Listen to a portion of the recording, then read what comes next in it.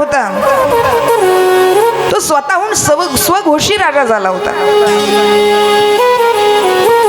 आणि स्वघोषी झालेला राजा स्वतःच्या वडिलांना कारागृहामध्ये घालून त्या ठिकाणी स्वतः राजा झाला आणि जगानं मला चांगलं म्हणावं, लोकांनी मला चांगलं म्हणावं म्हणून काय केलं पाहिजे तर स्वतःची बहीण उपवर झालेली होती, देवकीचा विवाह करायचा ठरवला. बऱ्याच वेळेला असं होतं लोकांनी आम्हाला चांगलं म्हणावं म्हणून आम्ही काय काय करतो आम्हाला सांगताही येणार नाही. त्यानं विचार केला मी स्वघोषी राजा झालोय, वडिलांना कारागृहात टाकलंय आणि मी या राज्याचा राजा झालोय, मग मला लोकांनी चांगलं म्हटलं पाहिजे म्हणून काय करावं तर चांगल्या थाटामाटामध्ये देवकीचा विवाह करतो म्हणजे लोक मला चांगलं म्हणतील. असा विचार केला. पाहता पाहता तिचं लग्न जमवलं. वसुदेवांसोबत लग्न विवाह जमला. आता मात्र त्या ठिकाणी लग्न जवळ आलंय. त्या ठिकाणी लग्नाच्या दिवशी मात्र लग्न त्या ठिकाणी संपन्न झालं आणि आता वाटे लावण्याची वेळ आहे. वाटे लावत असताना त्या ठिकाणी रथावरती त्या ठिकाणी सेवक होता. त्याला कौसानं सांगितलं, ए अरे खाली उतर.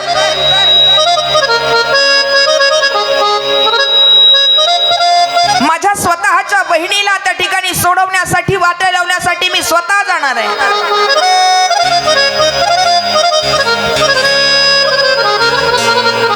तो सेवक खाली उतरला आणि कंस राजा मात्र त्या ठिकाणी रथामध्ये बसलेला आहे.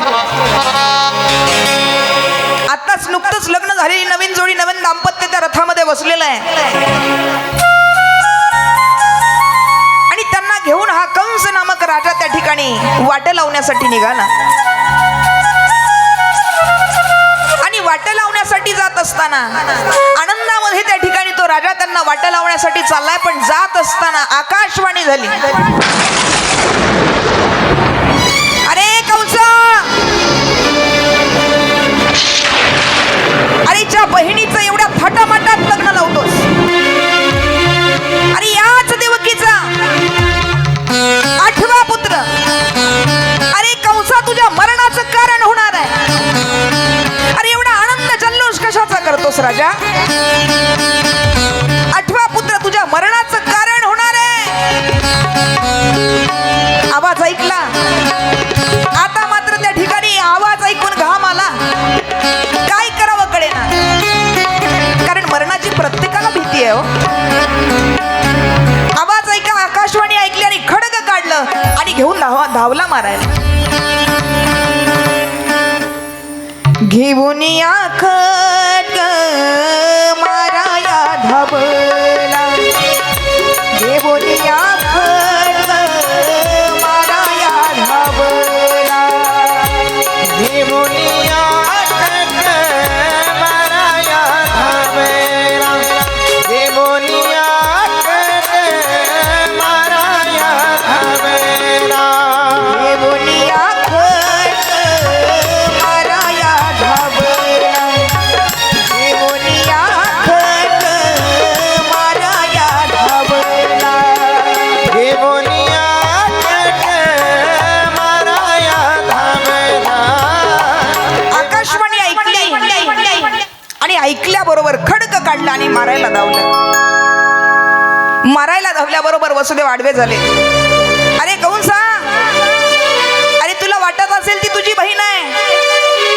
अरे पण तिचा आता माझ्याशी विवाह झालाय आणि एकदा का तिचा विवाह झाला, एखाद्या मुलीचा विवाह झाला की तिची संपूर्ण जबाबदारी तिच्या पतीची असते.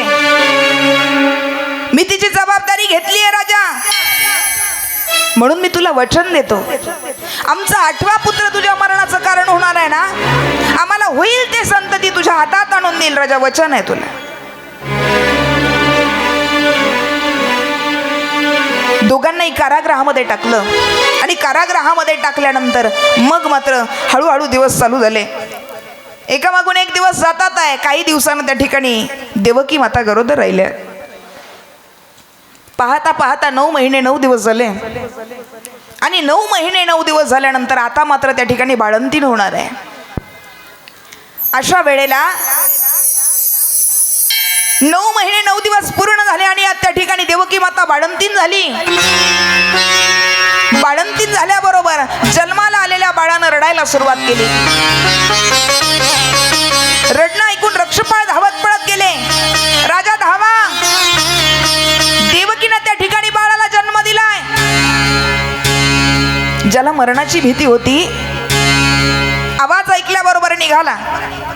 ज्या ठिकाणी वसुदेव देवकीला ठेवलंय त्या कारागृहामध्ये आला आणि कारागृहामध्ये आल्यानंतर मग मात्र त्या ठिकाणी आल्याबरोबर त्यानं पाहिलं लहानसं चिमुकलं बाळ नुकतं जन्मलेलं त्या देवकी मातेच्या हातात आहे आणि हातात असणारं ते लेकरू हिसकावून घेतलं आणि नुसतं हिसकावलं नाही, त्याच्या पायाला धरलं, गरगर गरगर गरगर गरगर फिरवलं आणि त्या ठिकाणी जमिनीवर आपटलं.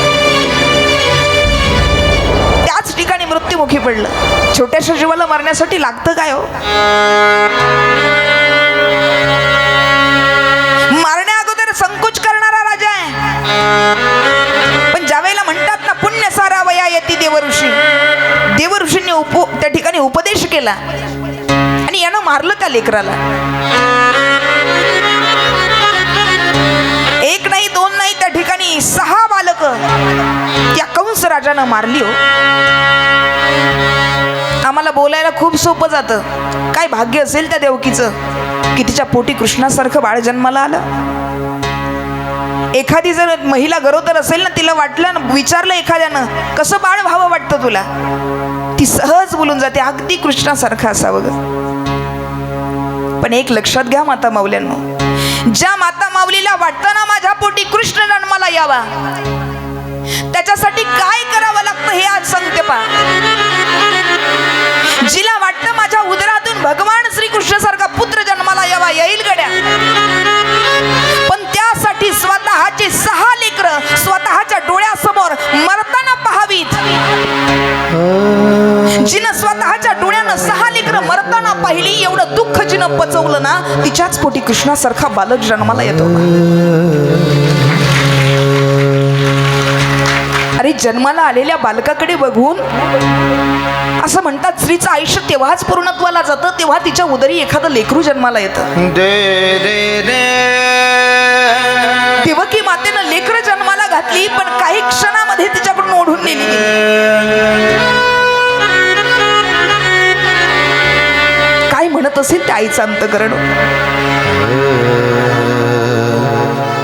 आमच्या लेकराला थोडंसं काही झालं तर आमच्या जीवाचा आटापिटा होतो, आमच्या पोटात पिळा पडतो. अरे पण ज्या आईची लेकरं नुकतीच जन्माला आल्यानंतर जिनं 9 महिने 9 दिवस त्यांना पोटात जपलंय आणि जन्म एवढ्या आकांत वेदना सहन करून जिनं जन्माला घातलंय, त्या आईची लेकरं तिच्या समोर जर अशी मरत असतील तर काय म्हणत असेल तिचं अंतःकरण. त्या स्त्रीला याचं दुःख विचारा की जिचा 5व्या 6व्या 7व्या महिन्यामध्ये गर्भपात होतो. अनेक अपेक्षा अनेक आस असते तिच्याकडे, पण जेव्हा ते लेकरू जातं ना तेव्हा त्या आईला विचारा काय दुःख असतं.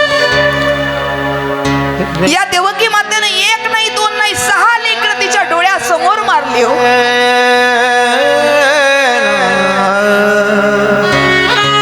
6वा योग मायेनं त्या ठिकाणी पाठवण्यात आला. 7वा योग मायेनं पाठवला, 6 लेकरं मारली आणि 8व्या वेळेला भगवंत त्या ठिकाणी अवतीर्ण होणार आहेत. 8व्यांदा गर्भवती राहिली. जसे जसे महिने पालटतील तसं तसं आता मात्र देवकीच्या चेहऱ्यावरचं तेज वाढू लागलं. जसा महिना पलटायचा तसं अजून तेज वाढायचं चेहऱ्यावरचं, आणि चेहऱ्यावरचं तेज वाढतंय. आता मात्र कंसाला भीती वाटू लागली, आता 8वा जन्माला येणार आहे. पाहता पाहता 9 महिने 9 दिवस भरले आणि आता रात्रीच्या वेळेला भर रात्री अष्टमीच्या दिवशी भगवान परमात्म्यानं त्या ठिकाणी जन्म घेतलाय. मुलाला जन्माला घातलं, मूल जन्माला आलंय. पण ज्या मातेची 6 लेकरं या कंसानं मारली होती तिने अजिबात आवाज सुद्धा नाही केला. जन्माला आलेल्या लेकराला तिनं उचललं, आपल्या हृदयात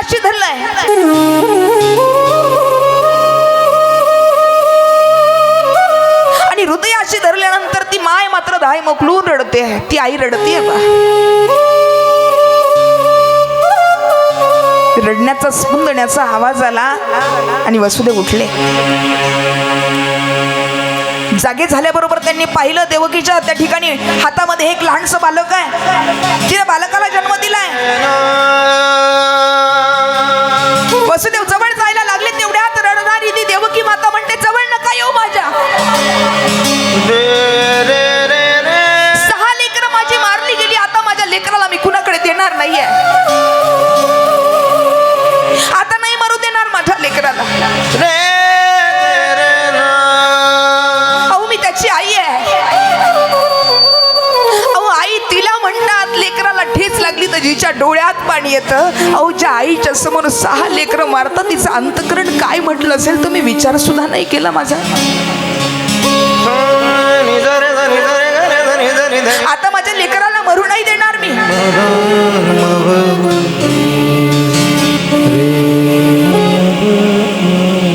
रडणाऱ्या देवकीकडे पाहिलं आणि देवकीकडे पाहिल्यानंतर मग मात्र ती वसुदेव म्हणतात, अगं देवकी जशी तू आई आहेस तसं मी सुद्धा त्या लेकरांचा बाप आहे ग.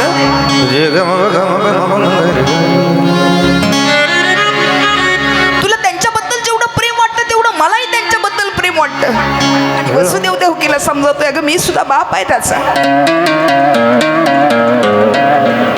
भगवंतानं विराट रूप धारण करावं, रडणाऱ्या माईबापाला देवानं समजावं.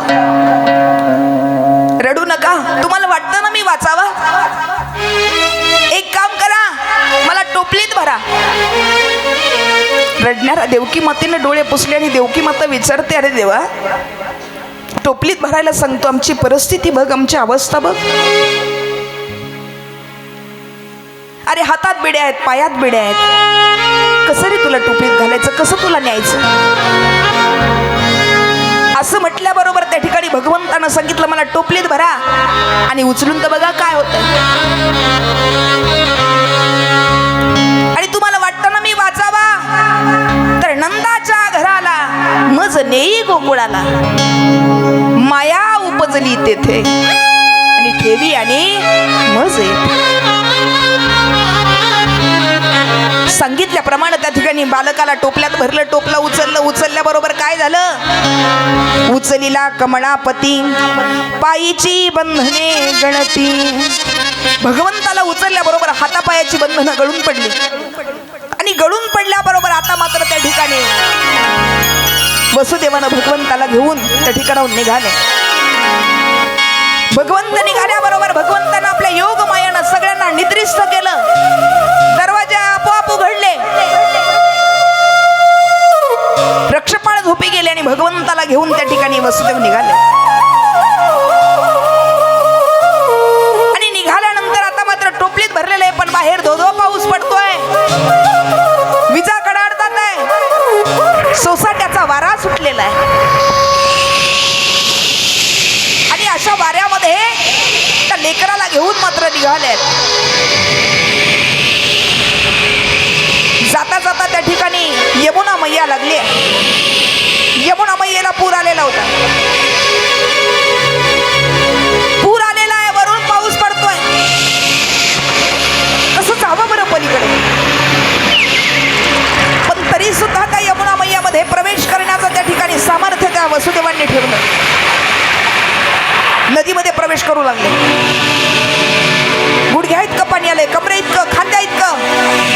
आता मात्र नाकातुंडात पाणी जायला लागलंय. भगवंतालाच त्या ठिकाणी विचार पडला. भगवंतानं आपला पाय बाहेर काढला, अंगठा पाण्यात बुडवला. भगवंतानं अंगठा पाण्यात बुडवल्याबरोबर आम्ही म्हणतो तो पूर उतरला, अजिबात नाही, पूर उतरला नाहीये. तर श्रीमद भागवत असं सांगतं की त्या ठिकाणी पूर कमी नाही झाला, यमुना मैयेनं रस्ता दिला, म्हणजे नदी दुभंगली. इकडचं पाणी इकडे झालं, इकडचं पाणी इकडे झालं आणि रस्ता दिला नदीनं. आता मात्र वसुदेव भगवंताला घेऊन त्या ठिकाणी निघाले. पाहता पाहता त्या ठिकाणी गोकुळात जाऊन पोहोचले. गोकुळात गेल्यानंतर पाहिलं नंद राजाच्या महालामध्ये यशोदा मैयेनं एका मुलीला जन्म दिला होता. वसुदेव वसुदेवांनी त्या ठिकाणी भगवंताला ठेवलं, योग मायेला टोपलीमध्ये भरलं आणि पुन्हा त्या ठिकाणी वसुदेव माघारी निघाले. एक साधू महात्मा यमुना मैयाकडे गेले पा, आणि यमुना मैयाला विचारतात, यमुना मैया, आम्ही ऐकलं हो की भगवंताला ज्यावेळेस वसुदेव घेऊन चालले होते गोकुळाला, त्यावेळेस तुम्ही रस्ता दिला म्हणे. यमुना मैया म्हणलं, हो बरोबर आहे, दिला ना मी रस्ता. अहो पण रस्ता दिला त्याचं कारण काय आहे? त्यावेळेस यमुना मैयानं किती गोड उत्तर दिले, घेण्यासारखं आहे पा. यमुना मैया म्हणते, अहो ज्या वेळेला भगवंत साधू महात्मे आपल्या घरी येतात ना, त्यावेळेस त्यांच्या समोर असं आपलं हृदय मोकळं करून ठेवायचं असतं, उघडं करून ठेवायचं असतं. देवा, अरे तुझ्या समोर हृदय मोकळं करून उघडं करून ठेवलंय, माझ्यात असणारे दोष तू घालवून टाक देवा. म्हणून मी सुद्धा त्याच्या समोर अंतकरण मोकळं केलं आणि देवाला सांगितलं, देवा सगळ्यांना वाटतं मी निर्मळ आहे, मी पवित्र आहे, माझ्यात कुठला दोष नाही आहे, पण देवा माझ्यात सुद्धा दोष आहे, तो म्हणजे कालिया नावाचा. आणि तो कालिया नावाचा जो दोष आहे ना, तो भगवंत माझ्याकडून काढून टाक. म्हणून यमुना मैया म्हणतात, त्या भगवंतानं सुद्धा मला त्या ठिकाणी वचन दिलं, पाय बाहेर काढला आणि अंगठा बुडवला, आणि अंगठा बुडवताना सांगितलं, यमुना मैया काळजी करू नकोस, याच पायानं त्याला नाही तुडवला तर तिथून पुढं.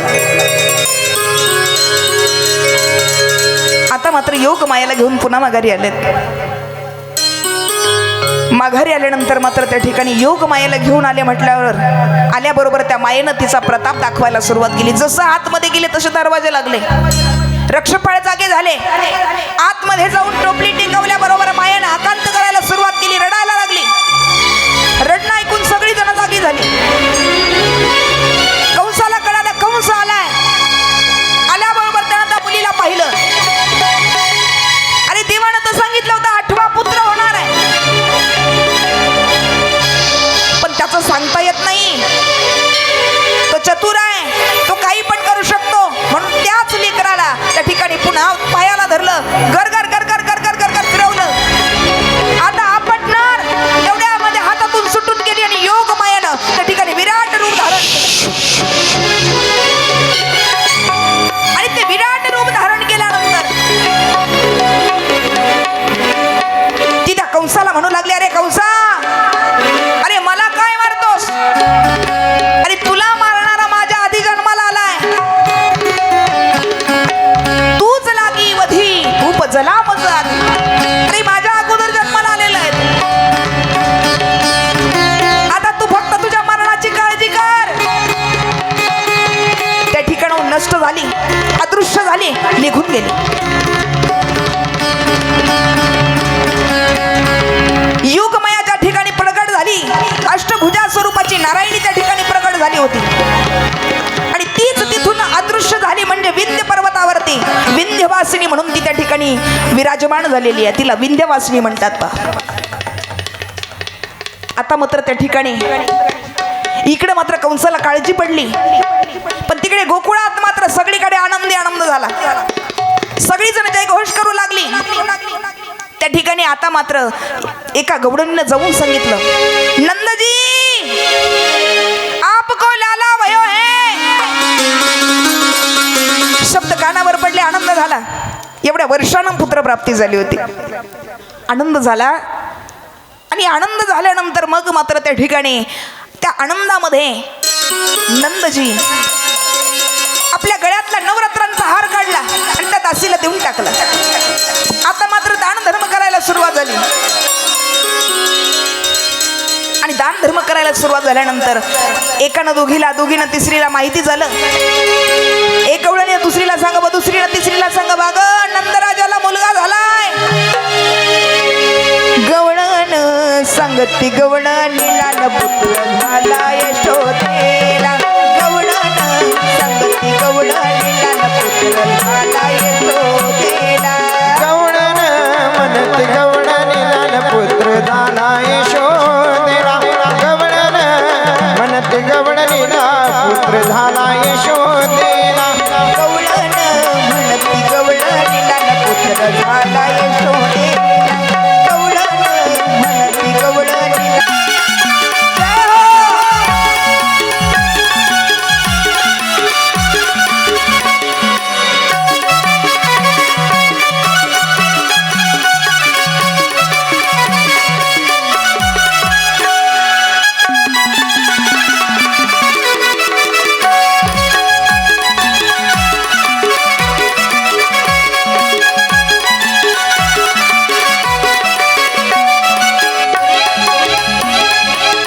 एक धावतीये की पुढे ताटी वाटी सुंठ बडे धावे की पुढे ताटी वाटी सुंठ बडे एक धावतीये की पुढे ताटी वाटी सुंठ बडे धावतीये की पुढे ताटी वाटी सुंठ बडे गवळण गवळण गवळण मनती गवळण निलान पुत्र झाला यशोदेरा गवळण मनती गवळण निलान पुत्र झाला यशोदेरा गवळण म्हणती गवळण निलान पुत्र झाला यशोदेला गवळण म्हणती गवळण निलान पुत्र झाला यशोदेला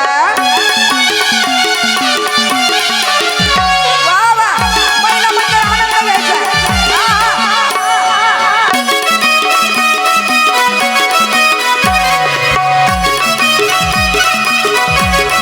वा वा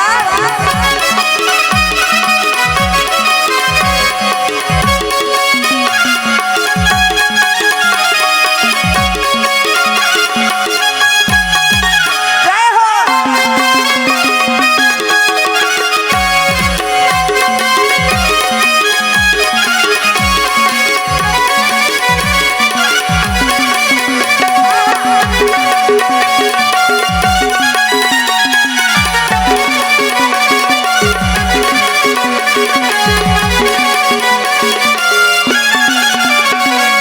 वन भरून या साठी नगरी झाली जाते हा साठी नगरी झाली वन भरून या साठी नगरी झाली जाते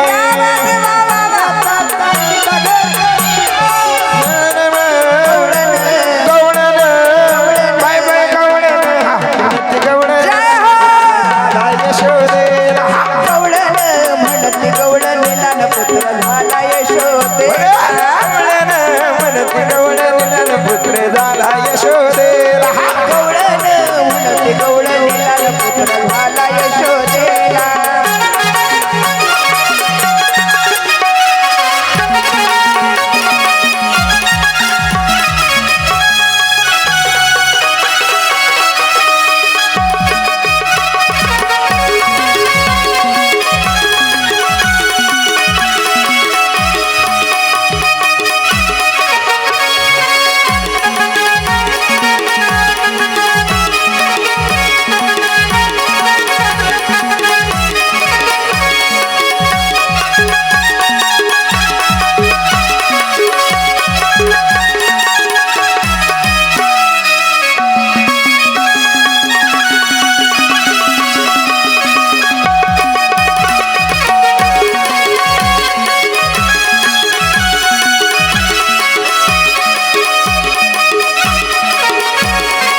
गवळण म्हणती गवळणीला पुत्र झाला यशोदेला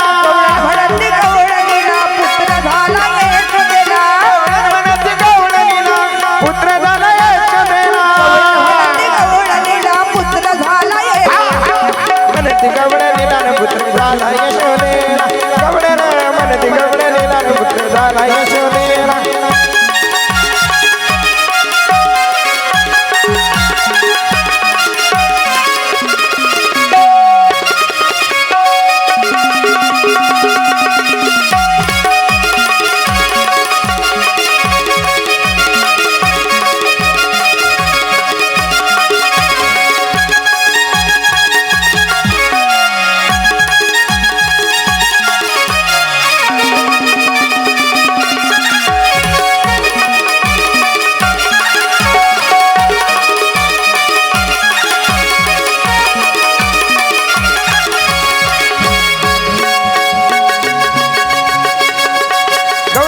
म्हणती गवळणीला पुत्र झाला म्हणती गवळणीला पुत्र झाला यशोदेला गवळण म्हणती गवळणीला पुत्र झाला यशोदेला गोपाल कृष्ण भगवान की जय जय नंद के लाला की जय जय श्रीमद् भागवत महापुराण की जय।